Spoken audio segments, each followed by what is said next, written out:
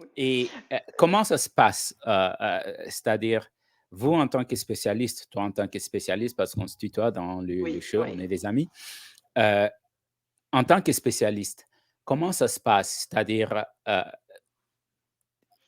une maman rentre en contact avec toi ou comment ça Oui, se passe? oui, tout à fait. Alors, d'abord, comment est-ce que je communique? C'est vrai que Voilà. j'essaye au maximum d'informer les mamans, parce Mmh. que tant qu'à faire, on peut aller dans ce qu'on appelle, entre guillemets, «la prévention». Mmh. La prévention, c'est quoi? C'est surtout comprendre pour toutes les mamans, c'est comprendre pourquoi est-ce qu'il y a à un moment donné un problème.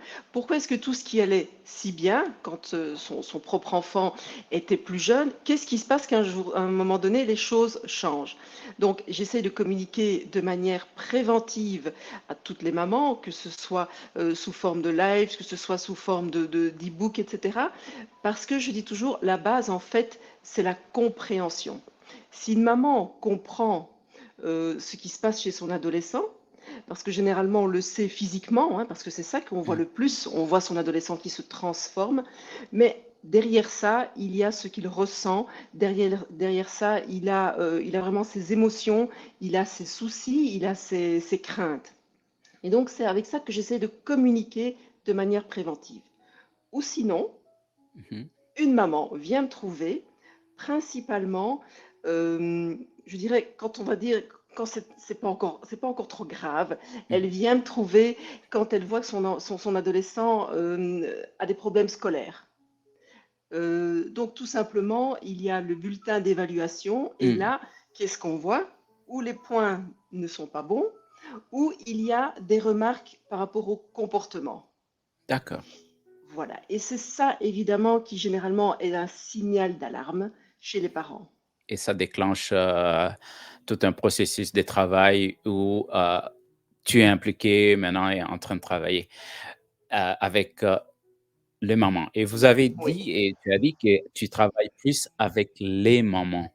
oui. Est-ce que les comment les papas se retrouvent dans Tout à cette fait, situation? tout à fait. Alors, ce que j'ai envie de dire, c'est que le papa est aussi important que la maman.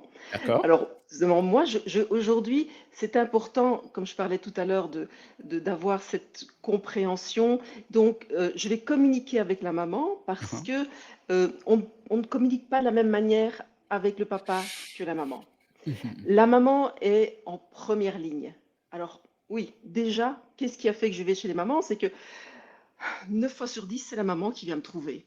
D'accord. Donc c'est vrai que j'ai préparé, j'ai commencé à faire toute cette communication, toute cette compréhension, Mmh. envers les mamans, puisque très souvent, c'est la maman qui vient me trouver. Wow. En fait, c'est la continuité généralement, et donc parfois j'ai un papa qui me dit: «Oui, mais est-ce que je peux venir?» Bien sûr, parce que s'il est impliqué, s'il est intéressé, c'est Mmh. qu'il y a quelque chose qui pour moi est très important, c'est il est touché, il est sensible à ça. Donc je peux lui parler de la même manière, parce que tout est une question de ressenti, tout est une question d'émotion. Donc je peux Wow. lui parler de la même manière. Mais c'est vrai que majoritairement, je parle C'est aux mamans.